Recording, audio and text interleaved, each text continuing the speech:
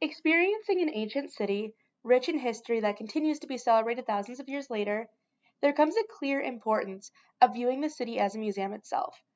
The streets of London are filled with artifacts and pieces of history that city dwellers have the opportunity to experience on a daily basis. Besides looking at the entirety of London as a grand museum, we also experienced places that harbor ancient artifacts, paintings, statues, and so much more that we will explore throughout this essay. This distinction influences the way we experience history. 50 AD was about the time London was founded. The city is very old and well preserved to contain ancient artifacts, buildings, and bridges. The City of London is a museum because the history behind the culture is important to the story of the city and the main reason people travel to London. In 1753, the British Museum was established, inspiring many great writers of the period with its many exhibits. The room containing the Grecian urns inspired the writer John Keats's poem, Ode on a Grecian Urn. This poem states, "What mad pursuit, what struggle to escape, what pipes and timbrels, what wild ecstasy." Seeing the urns up close made me reflect upon what he is talking about when he refers to the illustrations being forever stuck and never changing. Due to the preservation of these urns, Keats was able to find inspiration he may not have found without them. As I roamed through the museum, I stumbled upon a room filled with the Elgin marbles.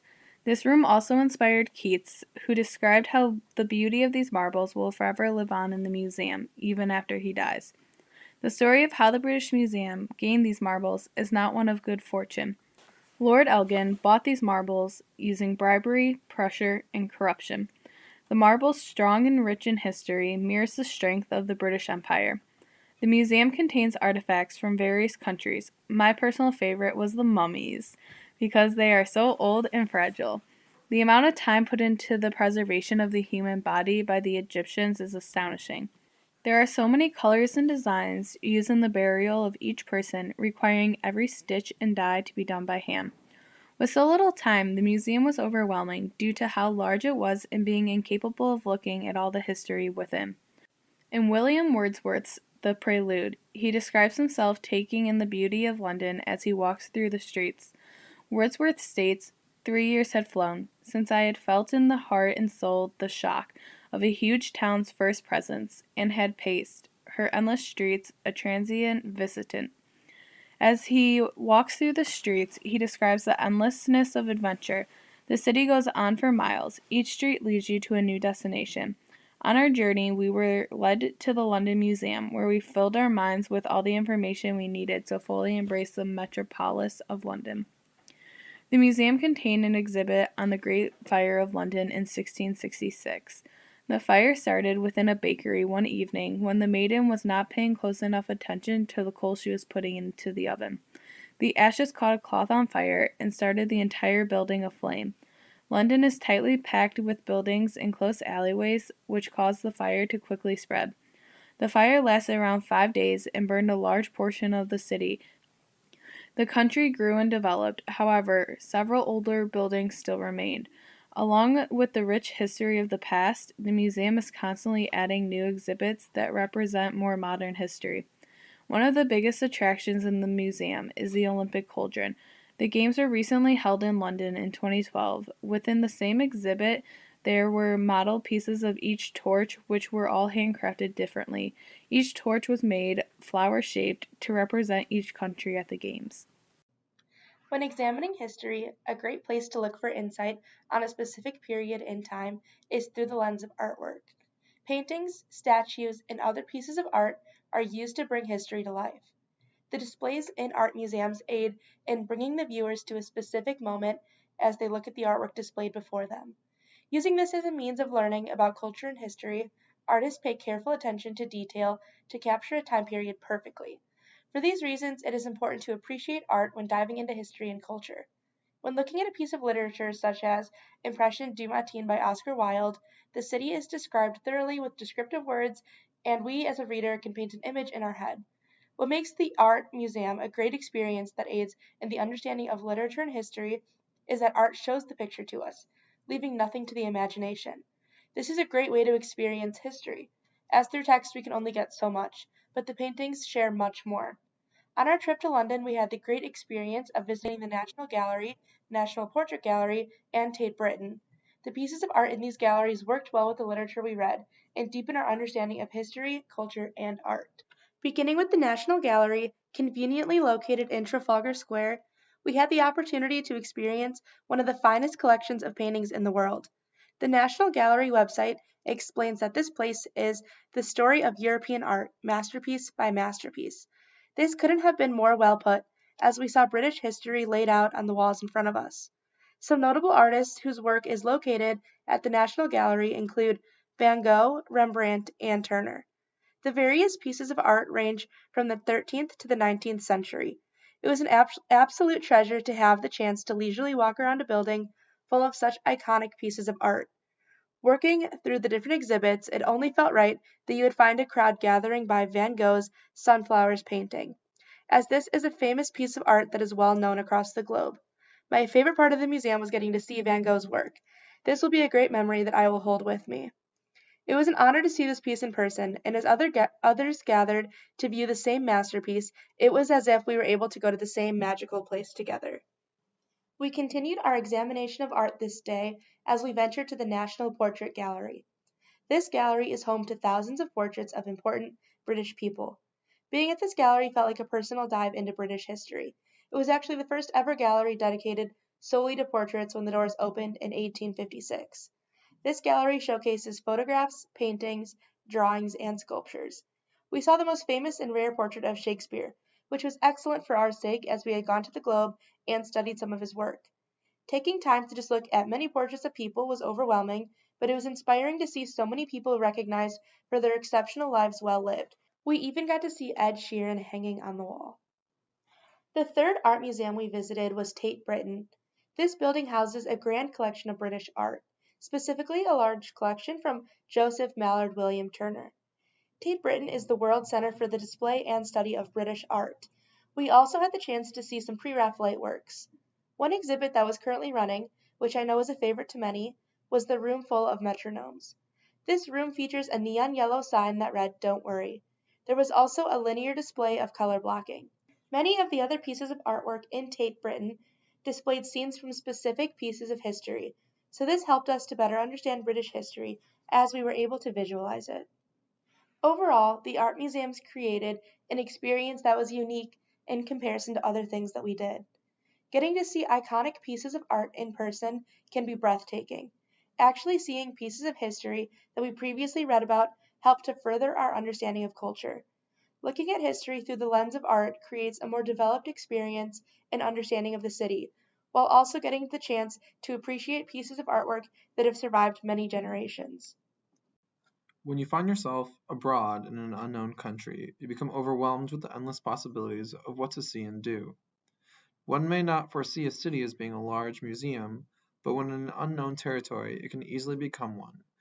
It truly is astonishing how different items, objects, and places can be seen and interpreted through multiple forms of museum lens. While in London, we ventured into several historic and significant museums, while we also were able to explore several more interactive exhibits. A few interactive museums stood out compared to other places we found ourselves in. When entering the Sherlock Holmes Museum, my childhood fantasies came alive. This museum was filled with household necessities and other knickknacks that Arthur Conan Doyle, the author of the detective fiction novels, envisioned Sherlock Holmes would have on Baker Street between 1881 and 1904. This museum was the first to be dedicated to the famous fictional detective Sherlock Holmes. The Holmes Museum was also a great representation of how Sherlock and Dr. Watson would have lived and worked to solve intricate cases for their clients. During our time at the Sherlock Holmes Museum, we learned Doyle was a practicing medical physician, and at the time he was writing these stories. Inspired by his medical work, he published many novels containing complicated and advanced forensic techniques. The museum in total consisted of 3 floors and several rooms that included Holmes's and Watson's bedrooms, his sitting room, and a single bathroom. From the guard at the entrance to Sherlock's personal belongings, this site aids in interpreting what Doyle wanted his readers to imagine while reading his detective fiction novels. Whereas Charles Dickens' home, that is discussed next, is actually where he resided with his family and wrote several famous pieces of literature. Charles Dickens's home was also a place that contained countless memories, and where he was inspired to write many of his iconic novels like Oliver Twist, Pickwick Papers, and Nicholas Nickleby. Charles and his wife moved to 48 Doughty Street, London in 1837, where the couple raised the eldest of 3 of their 10 children in the house. It was fascinating to walk through several rooms that gave Charles, his family, and their guests happiness and memories. Although this home wasn't just full of happiness, it is also a place in which sadness was manifested. The death of Catherine's sister and the falling of his marriage also took place in this very home. At the center of this 4-story home is Charles's study. This room is where Charles wrote an extraordinary number of newspaper articles, journal essays, short stories, and novels, always with a quill pen and often by candlelight. The museum as a whole houses the world's finest and most comprehensive collection of materials relating to his life and work, with over 100,000 objects including furniture, personal effects, paintings, prints, photographs, letters, manuscripts, and rare editions. The house even has what might be the last article of clothing and sword that Charles was wearing prior to his death in June of 1870. In all, the museum was a beautiful way to see how the iconic novelist Charles Dickens lived and see where his inspiration for his novels derived. Unlike the last 2 places, the Harry Potter Warner Brothers studio is a museum where novels came to life in a series of films. When entering the Wizarding World, we discovered how J.K. Rowling's novels came to life through hundreds, if not thousands, of props, stage sets, and more. At the start of the tour, we saw how J.K. Rowling's first novel of the series, Harry Potter and the Sorcerer's Stone, skyrocketed and spread across the world like a wildfire. It was incredible to see the amount of detail that went into the making of these films. A few of the large stage sets that we saw were the Dining Hall, Forbidden Forest, Diagon Alley, and the list can honestly go on for hours. This museum has brought numerous novels to life and is exceptionally one like no other. It was through these marvelous interactive museums, where we immersed ourselves, that we were able to explore hands-on and further our knowledge of the famous literary authors that we researched in class. After finding ourselves in many different places to explore and learn great history, we also found ourselves where people worship God daily. When you enter your home parish, you do not imagine your church to be a museum. It's your home, the place you go to worship God, but for some, it's much more than just God's place. It is historical. After visiting many churches and abbeys of London and the surrounding area, I realized how easy it is to learn a wide variety about the history of a new culture within a place. When walking through St. Paul's, there was a feeling of magic. Compared to the literature's descriptions, I felt as though there was something indescribable about the place. Sure, it was beautiful and elegant, but there was more. There was something within the walls and the ceiling and the bulging aspect of the cathedral which made me feel at home even 4,000 miles away. Many of the passages of literature seem to depict St. Paul's almost negatively. In Charles Dickens' Great Expectations, Pip describes the church as bulging from the sky, almost like a monstrosity to the skyline as he walked. He also describes the idea that there is a prison standing almost in front of it, making it seem less holy. The unique history of the church gives it a more special feel when people enter the doors. When touring the cathedral, you feel a sense of God and knowledge wandering the hallways. Similar to walking through a real museum, the hallways and small stairwells give off rich stories of the past. The site of the cathedral has seen 5 churches. Some of the churches previously burned in 962, 1087, and 1666. Even these churches, present and past, told a story of people who lived in those times. Christopher Wren was the main designer of this cathedral and many of the surrounding churches within the city that also burned in 1666. Wren's story in the city is placed along every street we walk down. Within the cathedral, we are able to learn about the rich history of the past within the walls of one place, along with the walls of the museums nearby. St. Paul's holds the magic of many people who are buried in the crypt, but also was the place for Winston Churchill's funeral in 1965. The stories this cathedral tells are what makes the history of London so unique. In many towns, the stories a church tells are just of God. Within the metropolis, a church is filled with great history, teaching others the culture of the land. Finally, we traveled to Westminster Abbey, which was a place of beautiful high ceilings and carved stone. This place contained many crypts as you walked down the rich hallways. The most special grave of all was that of the Unknown Warrior. The Unknown Warrior was brought to Westminster in 1920 from France.